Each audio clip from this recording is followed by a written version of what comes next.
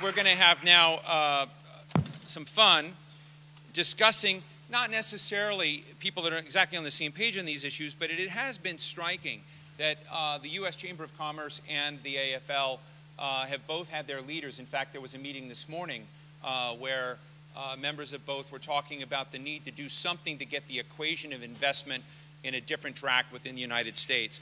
And I invited Governor John Engler, president now of the Business Roundtable, former governor, of course, state of Michigan, Michigan State Senator, and he has been someone that I've been paying attention to and watching for a long time, who's been taking these fundamental issues of labor and investment and getting it right for a long time. But he straddles a lot of experiences, and he has insights into being a chief executive of a state struggling with reinvention, but also at the same time looking at the stresses and strains within the American business community today, and it's a real pleasure to have John Engler with us. And then my great old friend Thea Lee, who's known me since I was just starting out in this town. I have gotten older, and she has not aged a day ever. She is, of course, when I first met her, Chief International Economist of the AFL-CIO. She's recently become Deputy Chief of Staff. We've been talking about trade and economic policy in so many dimensions for so many years. She's really one of the best people in this city to think about what the national dimensions of America's economic interests should be and how to think about them in an international and global context as well. So it's such a pleasure to have Thea Lee with us. So let me invite John Engler to share his views with us first. I'm going to invite him to the podium. Then I will invite Thea Lee, and then, of course, after that, we'll be joined by Senator Kay Bailey Hutchison. John. And you can clap. Well, thank you very much, Steve. And I'm pleased. Yesterday, when Steve called and suggested that there was time on the schedule and that Thea might be available, and he'd put the two of us together, I agreed to come down, and I said, I think this is such an important topic, and it's one that I think the federal government needs to be very much focused on. The numbers, and we've been hearing them this morning from the various speakers, are pretty compelling, though. One thing that I bring, I guess, is a perspective like Governor Warner. The state and local contribution on infrastructure is about 75% of public infrastructure spending, so that's where the lion's share is. So whatever we think up, we've sort of got to make it work and got to understand how that state and local piece fits in. The imperative to move on infrastructure couldn't be clearer, I think. Our infrastructure spending today is about, in real dollars, where it was in the late 60s. And the economy is a third. If we think about the size, how much bigger our economy is today, my goodness, that really is a diminution of our investment. I'm here to talk a little bit about just the concept of the bank, which I agree with Tom Donahue. I think there's a place for that. I know that we had iterations of this in the past. Senator Wyden at one point brought one forward with Senator Thune, and I recall doing a press conference with them out on the front of the Capitol lawn. The BUILD Act that's now pending has much that recommends it. And I think infrastructure spending is essential. I recall back in the 80s, the last time we did a transportation tax increase was part of a strategy to get infrastructure moving as part of the recovery in the early 80s from the recession of that time. We haven't touched the gas tax, fuel taxes since then. Now, I'm a governor that raised fuel taxes and even dedicated part of that fuel tax toward a bridge repair. I think the bridge numbers are pretty compelling. 26 to 30% of our bridges are either deficient or obsolete in the country today. You know, we get a grade of D. That's well known from the American Society of Civil Engineers. We've got brownfields, some nearly 200 sites in cities, and most of those in populous areas. Many of those along rivers and in wonderful spots if they were reclaimed.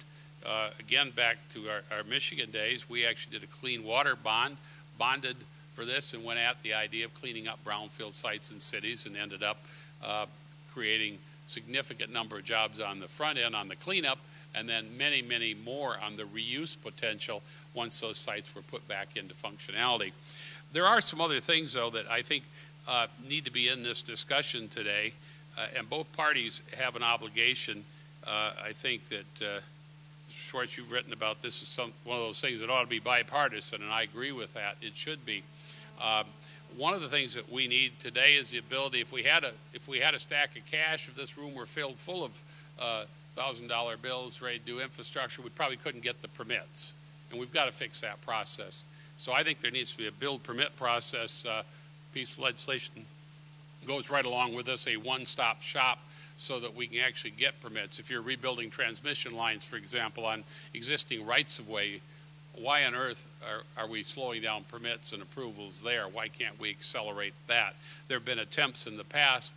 There have to be partnerships worked out with state and local government, but there's also got to be firm timelines. We've got to be able to make decisions. One thing we may want to make, rather than having capital get tied up in the bank, is that when you come and ask for a loan, maybe you've got to have your permit in hand. Maybe there's a way to do that, to accelerate that, to put the pressure on so that projects that get funded can actually get built. I think we've got to have a process. I said to Senator Warner on the way out, we've got to avoid the humpback bridge problem. And any of you come in from the airport, been over that bridge, looks like it might get done this year. But how many years has that little bridge been underway? I mean, they built the Wilson Bridge almost as fast as they've repaired the humpback bridge. And that's the kind of thing that'll kill an infrastructure bank quicker than anything, is projects that are supposed to be funded and then can't get permitted, or if they can't get built properly. Interestingly enough, there's a lot of experience with this. States do this all the time, and corporations do it. The real challenge that we're addressing here with our infrastructure bank is the failure of the federal government to have a true capital budgeting process. We have a disaster of an approach toward capital budgeting, and it seems to me one of the benefits of an infrastructure bank at whatever level is maybe to start to teach people how to do capital budgeting. Because I operate from the assumption that in today's environment, the economic climate, we're not going to be able to add millions of dollars of debt to the federal government's balance sheet. We're going to have to make these things have an ROI, and many of them do. One that I talk a lot about is the air traffic control system, which is absurd that we've got a 20-year strategy to do a project which probably would be 3 years if we just funded it and let it get built. And if we try to do it over 20 years, and this is something you know a little bit about, having done the satellite business, you cannot, it seems to me, do something over 20 years when your technology is going to change 3 or 4 times. You need to build it now, and then we can export it. So I think that there's a lot that can be done. I'm interested to hear what Thea's got to say. Then I think if I stop now, Steve will give us time for some questions, which is really what, maybe we get a little audience participation this morning. Instead of being talked at, you can talk with us. Thank you very much. Governor Engler, thank you very much. Now let me invite Thea Lee to join us.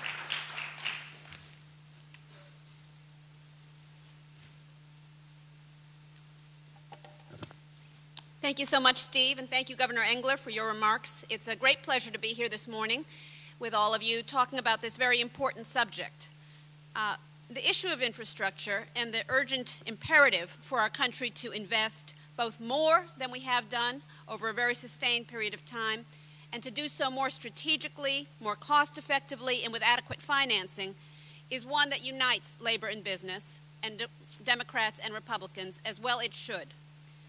We have often sparred, and I have often sparred, with our business friends over trade policy, and we fight about the free trade agreements and the details and the priorities that our country has with respect to trade policy. But the truth is that if the United States government and business and labor we don't get our act together to deal with the gaping, shameful gaps in infrastructure, both existing infrastructure and the future infrastructure, the modernization of infrastructure that we need, all the trade policy squabbles that we've had over the last couple of decades are going to seem pretty irrelevant, because the United States is going to be left so far behind by our own choices, our own failures to invest, that we won't have anything left to fight about in terms of trade policy.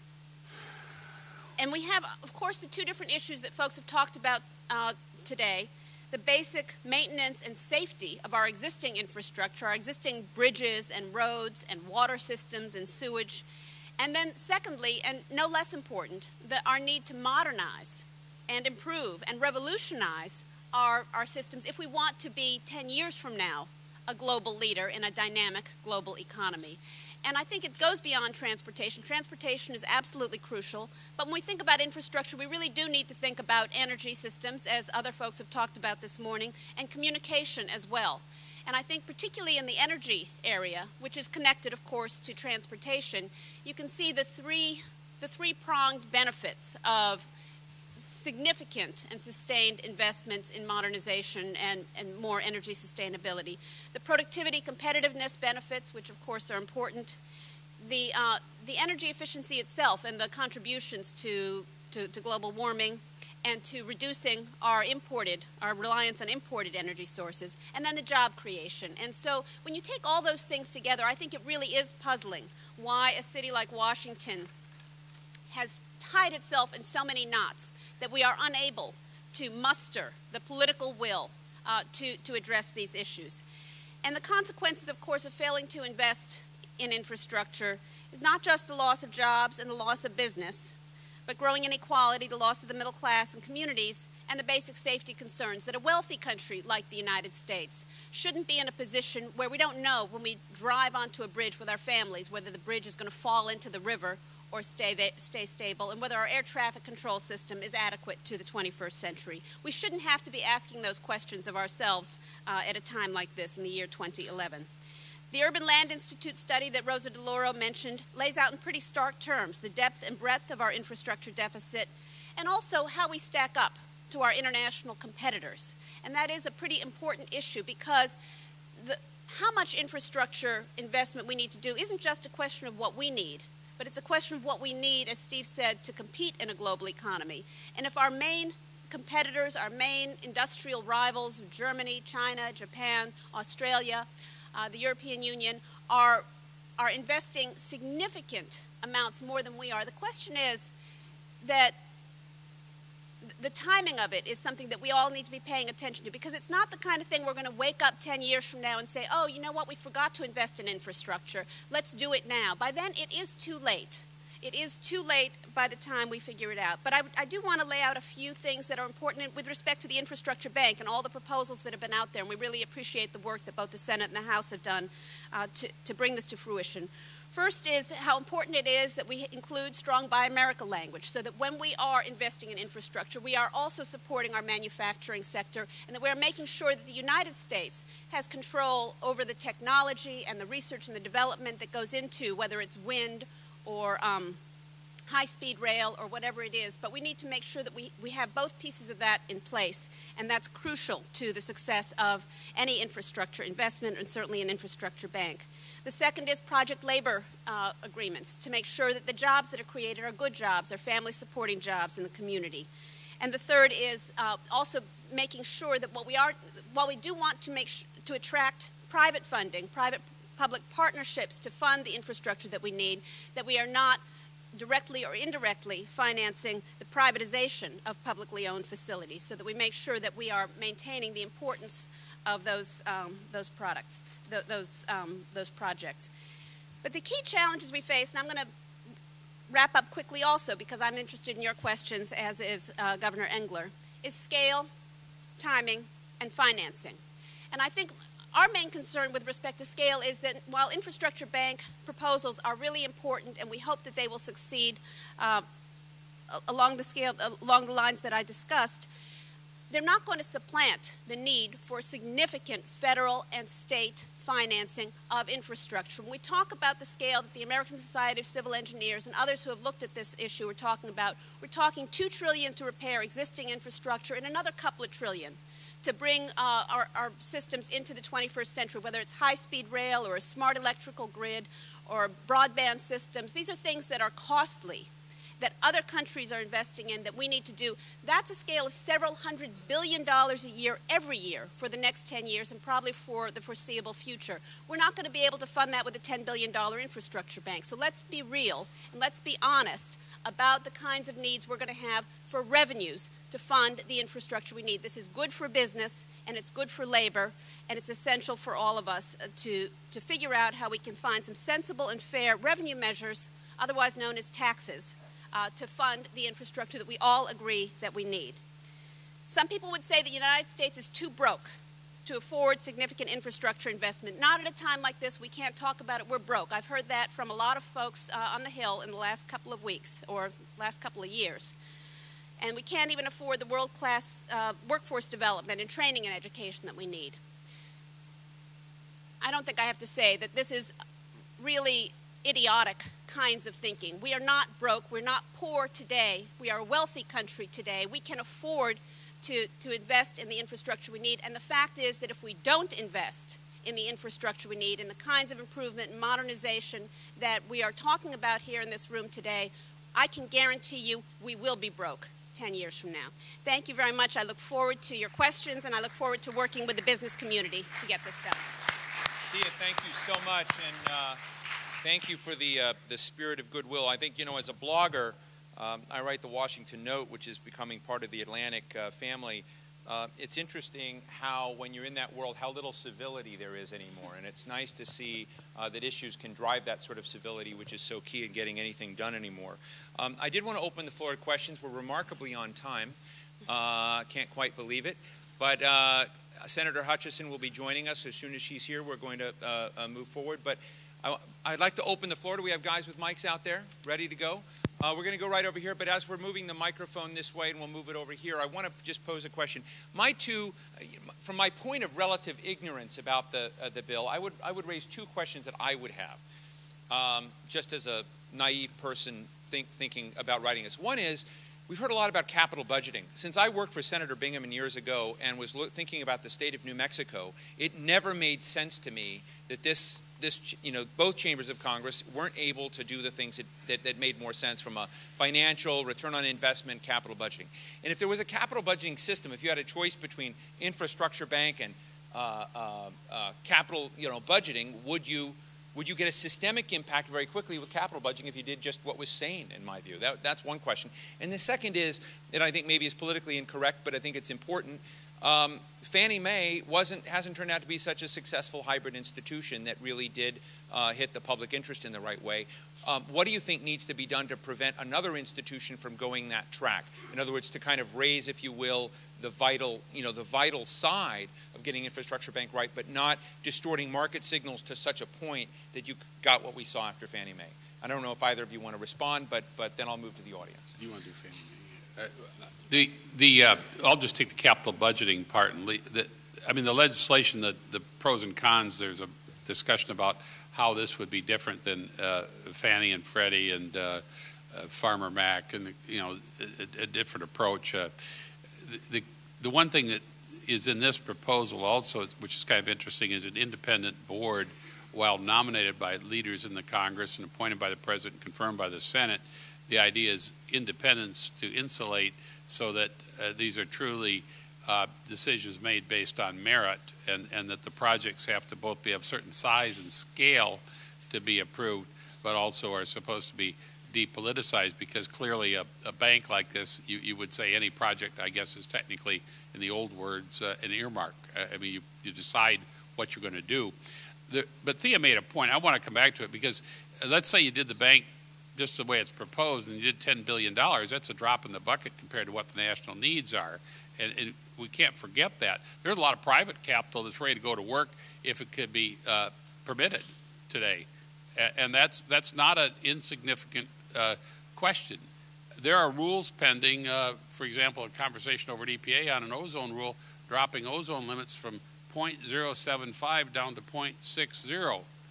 Negligible impact on air quality, $90 billion cost. Imagine if you had $90 billion, if you thought that was rational, take the $90 billion and put that towards something.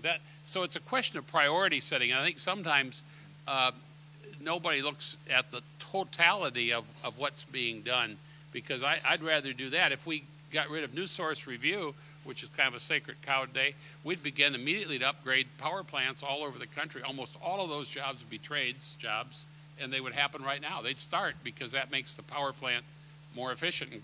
Congresswoman DeLauro talked about the energy generation needs. Well, efficiency is a great way to get it.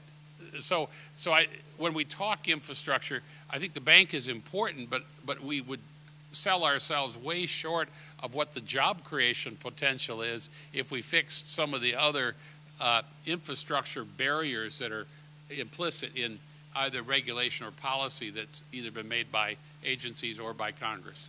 Thank you. Thea? Thank you. In terms of capital budgeting, Steve, I think you're right that the way that the Congress looks at the money that it has and the money that it needs and so on isn't rational, because there's a huge difference between spending and investment, as I think the piece by Bernard Schwartz pointed out that's in our folder here today. And not making that distinction just doesn't make any sense, because so I think that Congress needs to rethink the way it is viewing the different kinds of expenditures that come before it. I think the Fannie Mae issue is really important, that you maintain appropriate government oversight over any spending, because part of what we need is a national infrastructure plan that is rational, both in terms of region, geography, where the money goes, but also what kinds of projects it goes to. The projects have to be connected to each other. I think you mentioned earlier, Governor Engler, about a lot of infrastructure spending comes at the state and local level, and that's true, but I think we also don't have at the moment a really appropriate mechanism to make sure that the state infrastructure spending is rational and coherent in the context of national needs. And that's one thing that you want to make sure that you're looking out for in a public-private partnership, that you don't sacrifice the national overview and the national priorities and principles that are important in order to get the funding. Thank you. Thank you. We're going to take it's got to be a 5-second question. I was just wondering, just as a sequencing matter to all this, to what extent are you confident that the energy policy discussion, which is implicated, So we're just going to leave it at energy policy discussion and sequencing. Quick reactions to senators here, and I've been told we've got to go right away. So, response? We have no energy policy. That's the big problem. But we ought not have 3 agencies investigating fracking. We ought to encourage shale gas. We ought to say that the BP disaster is over, and we ought to put drilling in the Gulf back to where it was before. We ought to permit Alaska and get that started, because there's a lot of jobs there. Then we ought to build the gas pipeline that's necessary. There are literally thousands of jobs waiting for the government to get out of the way, and those are all privately funded. No government money necessary there on those. So what's not to like about any of that? I guess I would just say one word, the seamless coordination between energy, infrastructure, manufacturing, and trade policy, which we don't really have today, and taxation. Throw that in for good measure. Thank you. So the question is, as I understand it, would an institution like this actually displace the private sector or actually work with the private sector? I think some people who work with government institutions wonder if are you basically displacing private sector activity or are you enhancing it? I think it's a legitimate question. Oh, I think the key for a lot of infrastructure is that there is no incentive, no profit incentive for the private sector to invest, for example, in a bridge. I mean, we could set up tolls on every sidewalk, every bridge, every road, but I don't think that would be an efficient way of running things. And we think about other things like making government buildings energy efficient, or ensuring that the water system is safe and so on. There's this huge difference between what the government responsibility is and the government role is here, and that the private sector won't on its own figure out how to fund all of the public goods that we share, the transportation and so on. And so I think that's the least of our worries for the moment in terms of displacing private sector. We don't see the private sector jumping up to fund bridges. I think that the data was that there's something like $100 billion of U.S. pension funds and private equity dollars have been spent around the world, but not here. There's the opportunity, according to some estimates, of nearly $200 billion of potentially being available here. So I think it's a question of incenting and accelerating. Now, I do think that one of the tough things is how do you avoid political correctness? I mean, high-speed rail is in vogue. There isn't anybody in this room that wants to make a case that high-speed rail will ever pay off. So who wants to lose the money? There's no private investment that will go in and take that one on. So if you're going to have it, you're going to have to persuade some taxpayer to give it up.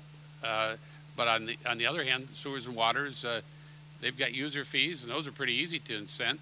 I think highways are hard because the gas tax is sort of worn out. Fuel-efficient vehicles, here comes the senator, and no taxes on some vehicles that don't use, carbon anymore. That's all going to have to be changed. But I do think there's one big fuel tax someday left, and Senator Hutchinson can sort that all out when she gets here. Terrific. I want to please give a round of applause to John Engler, Governor John Engler, and Thea Lee. It's great to have labor and the corporate sector together talking about these important issues and kicking the tires, as we said we would do.